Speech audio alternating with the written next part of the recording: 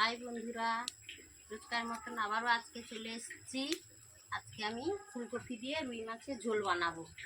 এই মাছটা নিয়ে নিয়েছি, এখানে আমি 4 পিস মাছ নিয়েছি, তোমরা চাইলে বেশি নিতে পারো। আমি এটাতে একটু নুন হলুদ মাখিয়ে দিলাম। কড়াইতে আমি তেলটা দিয়ে দিলাম, তেলটা গরম হোক, মাছটা নুন হলুদটা মাখিয়ে দিই। তেলটা গরম হয়ে গেছে, এবার ফুলকপিগুলো ভেজে নেব।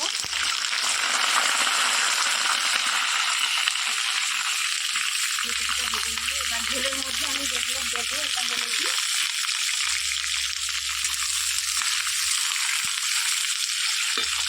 ঝোলের মধ্যে দেবো পেঁয়াজ বাটা, রসুন বাটা, আদা বাটা, এখানে রয়েছে টমেটো কুচি, ধনে পাতা কুচি।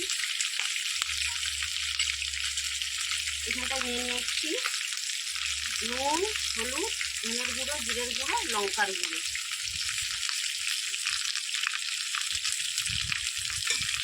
বন্ধুরা, তোমরা চাইলে ভিডিওটা পাশে থেকো, ভিডিওটাকে সাবস্ক্রাইব করো, লাইক করো, কমেন্ট করো, ভালো লাগবে।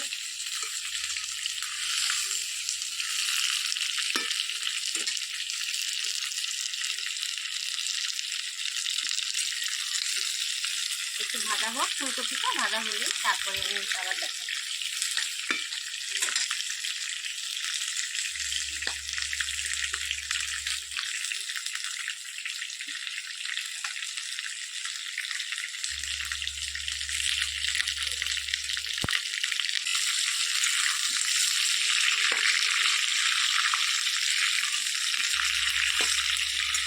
একটু ভাজা হচ্ছে তো একটু সময় লাগবে, একটু ভালো করে ফুলকপিটা একটু ভালো করে ভেজে নেব।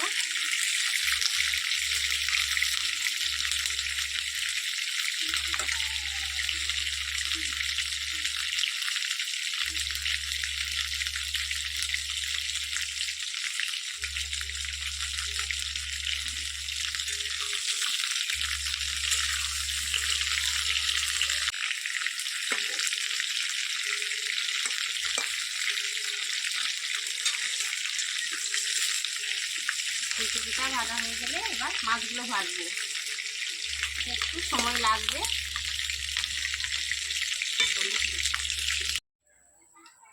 আমার এখানে ফুলকপিগুলো ভাজা হয়ে গেছে, এখানে মাছটাও ভেজে রেখেছি। এবার মশলাটাকে এবার দিয়ে দেবো। কালো জিরে দিয়ে দিলাম, এর মধ্যে রসুন বাটা দিয়ে দিলাম, পেঁয়াজ বাটা দিয়ে দিলাম,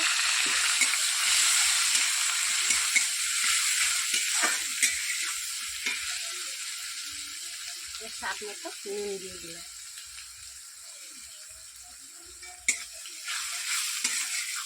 পেঁয়াজটা একটু ভালো করে ভাজা হবে।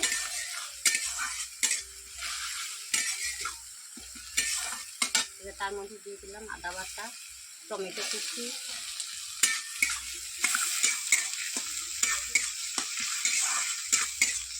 টমেটোটা ভালো করে একটু। এবার পেঁয়াজটা ভাজা ভাজা হয়ে গেছে, তেলটা ছেড়ে গেছে, এর মধ্যে দিয়ে দিলাম হলুদের গুঁড়ো, লঙ্কার গুঁড়ো, জিরের গুঁড়ো, ধনের গুঁড়ো। এবার এটাকে মশলাটাকে একটু ভালো করে ভেজে নেব, হালকা করে একটু হালকা করে জলটা দিয়ে দেবো।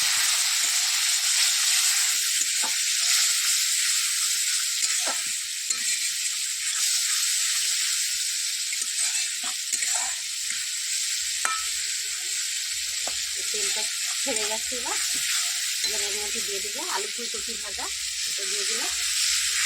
এটা ভালো করে একটু নাড়বো।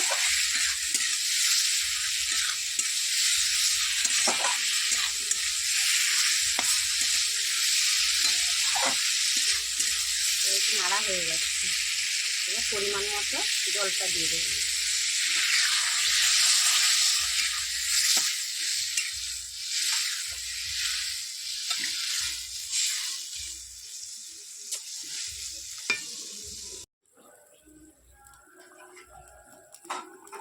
এবার আমাদের ঝোলটা ফুটছে, ঝোলের মধ্যেই মাছগুলো দিয়ে দেবো।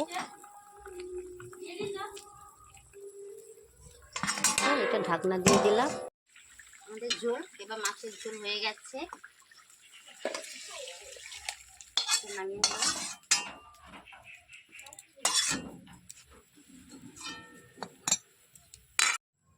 নামানোর পরে এবার ধনে পাতাটা উপর থেকে দিয়ে দেবো।